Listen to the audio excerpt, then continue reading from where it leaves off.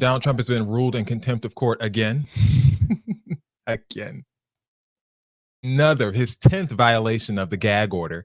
He's fined another $1,000. And he was warned this time that while jail time is a quote unquote last resort, it's a possibility if he continues to violate the order. So just so you know about that. Trump, for his part, was not at all fazed about the threat. Here's what he had to say. I have to watch every word I tell you people. You ask me a question, a simple question, I'd like to give it, but I can't talk about it. Because this judge has given me a gag order and said you'll go to jail if you violate it. And frankly, you know what? Our Constitution is much more important than jail. It's not even close. I'll do that sacrifice any day. I'll do that sacrifice any day. Lies. Absolute lies. If they put Trump in jail for a gag order, he's 100% becoming the president. I mean, but the fact that you keep talking though, and he's like you literally, they're telling you not to talk about this, and you can't stop talking about it. Like, this is crazy. I mean, he's narcissistic as fuck. Like he can't, like he's not gonna be told shut. Like he doesn't have to do a press conference every time he walks out of court. Before we started, yes, he does. He feels like he does because he can't campaign. That's his excuse.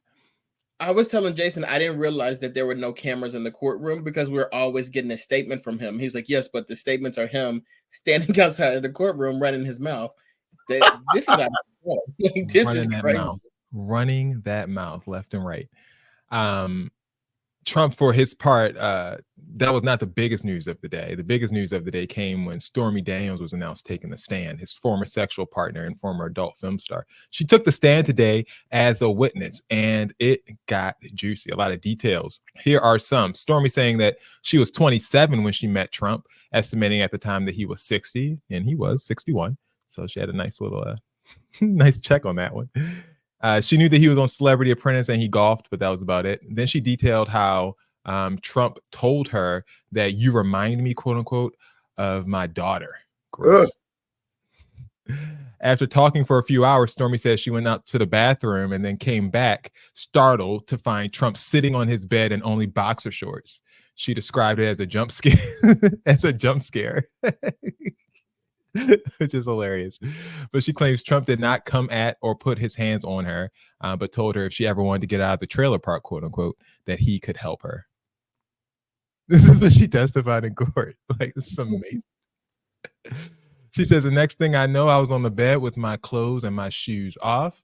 And she claims that Trump did not wear protection and that the sexual encounter was brief, although she says that she just stared at the ceiling, wondering how she got there once it started.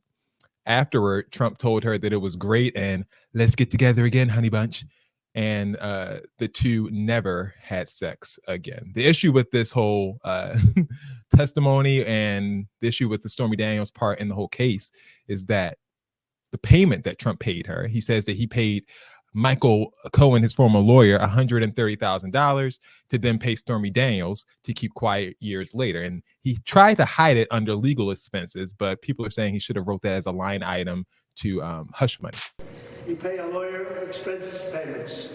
We didn't put it down as construction costs, the purchase of sheetrock, the electrical cost.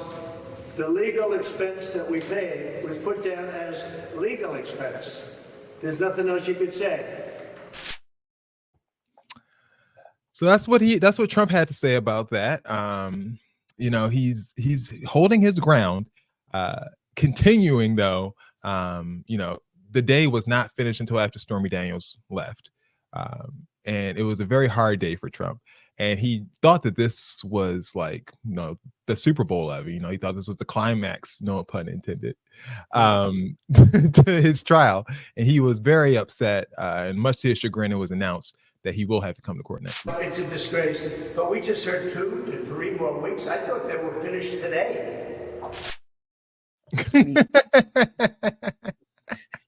He said, what more could they talk about? You know, the Stormy Daniels stuff is really interesting to me because I don't quite understand why he would have paid her in the first place. What do you mean? Because like it's not like she's saying that he assaulted her. Like she's just saying that they had sex. Right. But the thing is they tried to bury that story. Yeah, they tried to bury that story while he was running for president. Remember? Yes, but like, do you think we would have cared about you cheating on your wife? Like, I don't know. I guess I don't At that understand. time, though, you thinking about he's And following Kelly and all Obama. them care about that type of stuff. Yeah, he was following Obama, like the cleanest president socially in American history. No scandals at all and all that jazz. I'm not that he needed it because he just took it straight to the gutter, but I don't know, at get it the though. time, But if you're denying it now, why couldn't you just deny it then? Like if she would have said it, like that didn't happen, like you're doing right now. I don't know. It's weird to say like he paid you for that when it seems consensual. Like I don't know. It's weird. does it have any impact whatsoever on your feelings about Trump, Ty? Do you think this is invigorating him, pushing him forward? But he can't campaign, like he can't get out and hit the states that he needs to hit. So is this actually being effective for him? You want to hear something that kind of crossed my mind?